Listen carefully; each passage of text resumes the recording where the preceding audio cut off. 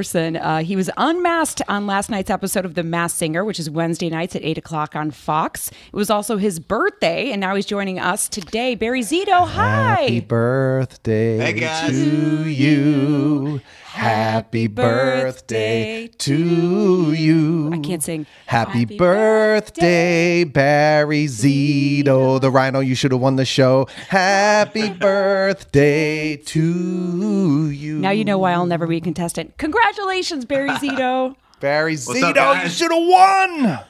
Oh, Donnie, thanks, bro. Jenny, what's up? How are you guys? I'm so proud of you watching this journey. I mean, we all fell in love with your character, with your story, with your voice. How was the experience overall being on The Masked Singer? For me, I mean, it was terrifying, right? Because it's like, I mean, I've been on stage a couple times, literally probably, maybe 10 or 15 times. I've had gigs, writers rounds or, playing gigs in Cali, but I've always been behind an acoustic guitar or maybe a piano here and there. But to just be out there, like standing with a microphone and just be like, and I know I was behind the mask, but still I'm like, I got nothing left but the voice. Like I got nothing. I can't be like, play cool. And they're like, well, at least you played guitar cool, Right. And so for me, you feel almost exposed in a way, even though you're hiding behind a mask, because a lot of the singers said, I can't, like you said, I can't rely on, being emotional with the audience or being able to verbally connect with them. So you're left kind of like, oh. You really, but the cool thing about it was, kind of creative constraints, which are always good, right? And it was just squeezing it into this essence of be authentic and you have nothing left because they can't even see your face. So if you're not authentic, then there's really nothing. And so it was just forced me to just go all in, all my chips in. This could be a complete disaster, but at least I'm just going to be me. And, that's something we all learn as we get older, right? I'm Totally. enough. I'm good enough. And darn it, people like me. It only took me 47 years, Barry. But, look how far you went. You beat out some incredible voices, some big names. Yep. That has to feel pretty freaking awesome.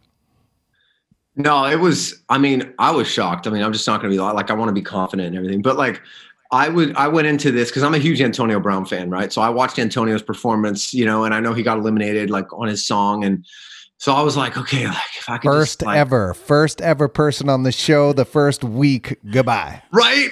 I'm like, God, if I can just not be like Antonio, because Antonio's a legend, dude. But like, and I thought he performed pretty good, but I just wanted to make it past one round. And when I made it past the first round, I was like, I'm good. Like I got everything I came for. And then after that, it was just icing. I mean, I couldn't believe every time I was like, then the Unmasked Singer, and like, the tension when Nick's about to announce it. And every time I'm like, wow, really? Oh my God. I got to tell you, I didn't really pay as much attention this time around, but Jenny started like saying, like asking me questions after the show would tape. She'd be like, well, what?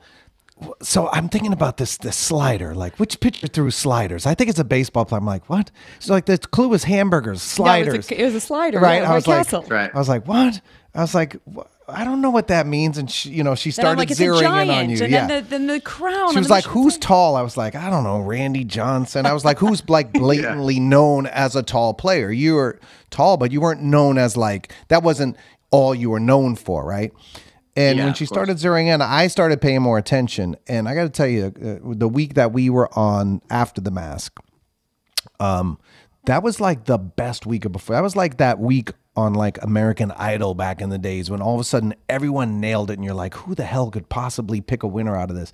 That was that week. But I think on the week that all the contestants had their moment of glory, yours stood out the most to me. And I was like blown away. I was like, from that moment on, I was like Team Rhino all the way. He was like, damn. Did you said you didn't want to, or you just wanted to sort of do better than 1 week, but you're a competitor, you're very competitive. After you got going past 1 week, then another week, did you really start measuring yourself against everyone and really thinking you had a chance? Or was it just all house money at that point for you? Honestly.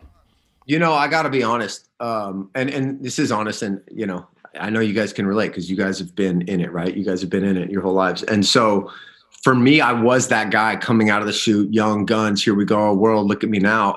But that ended up leading to so much pain in my life of like being so result obsessed. And really, I can't guarantee if people are going to vote for me on The Masked Singer or if this fastball is not going to get hit out of the park. And so I just got beat down so many times. So eventually with The Masked Singer, I just tried to put that wisdom to use and be like, I can't control this crap. What I can control is being authentic, giving everything I got. And if I do that, I call it my bubble of control. If I can stay in that bubble, do everything I can, then I can sleep good at night, even if I get eliminated and everyone makes fun of me.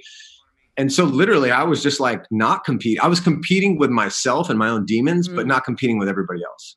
Isn't it fascinating how great the results are when you do that in your life? Like we live that way every day. If we can generalize when you do that, it's like control you. That's all you can control is you. And when you do, everything else is suddenly freeing. And here you have this joyous experience on a show that could have, been really disastrous if you didn't handle it properly. Instead, you control what you can yourself and look at how happy and at peace you are with the results. That's what it's all about. That's why you should have won even more. We're talking to Barry Zito, the Rhino, unmasked on The Masked Singer Wednesday nights at 8:00 on Fox. You were, there were some crazy names coming up that people said. Garth Brooks. I mean, I can go on and on and on. Yeah. What were some of the names where you're like, okay, I'll take that, and some of them that just made you laugh? I mean, like Vince Gill, amazing. Tim McGraw, Garth Brooks, Lionel Richie. I mean, come on. Like some of these, I was in The Mask just like, oh my gosh, you guys are saying these things. And then there was like the kind of the more athlete thing. Cause I know I looked so huge in that thing. It was ridiculous, right? I'm 6'3", 6'4", but, throwing out like the Ryan Lochte's and the Tim Tebows and the David Hasselhoff really was that was very flattering. And I learned a fun fact that David he's apparently the most watched guy ever on TV. You guys were saying, Jenny? Like, he's also he's a massive recording artist in Germany also. When New Kids first came out in the late 80s, like our main competition from being like the most dominant artist in like all of the world was David Hasselhoff in Germany. Come on. It's true. Yeah, he's huge. He's a huge musician in Europe, but specifically Germany is like where he's the king. I got to look up his music. Amazing. Yeah, huge. I do want to ask you about when you first heard me put the clues together. Were you like, holy cow, she's shocked. on it. Shocked. Literally called my wife that night. I'm like, Amber, Jenny busts out like, and Amber Sire and, everyone knows that he's with model actress Amber Sire. Amber moved from Missouri to LA at 21 and to do her thing out there. And then, the Missouri with the crown and she was like, what? I was like, I'm shocked. I'm floored. Like Jenny nailed it. That crown gave it away. That crown on Missouri. First, I was looking up the Royals. I'm like, I thought Royals. Yeah, I was like, I literally was like, what's his name? Dan Quisenberry. No, that's not good. I think he. Yeah. Dan Quisenberry. But I'm literally like going through famous Royals because of the crown in St. Louis. Because Missouri. I'm like, well, it's Missouri. It's okay. I get it. It must be a Kansas City Royal or a Cardinal. I started like Chris Carpenter. This guy. And she was like, no, I think it's Barry Zito. I was like, what? Once I saw that crown and the slider, and then there was a giant and that holding the pitcher of beer and Faith. I was like, it was like beautiful mind. It all came together. Yeah. No, you had the formula. I mean, you nailed it. It was incredible, Jenny. And then I think Ken just took the lead from you, right? And just kind of went off on his Jag thing. Bastard. But you got it. Don't worry. You got the credit. I pointed right to you when I took the mask off, too. I was like, Jenny, you got it. They're like the Astros, they steal my wife's signs, man. They steal my wife's signs. There's like Ken's hitting under the table, 3 clicks under the table to Nicole, and then Robin chimes in and steals. Like, who would have guessed Barry Zito? I'm a sports fan. I know. I mean, I followed your career. I followed from when you were a rookie, when you and Mark Mulder were like awesome with the A's and everything. Come on. Plus, I would never have guessed Barry Zito.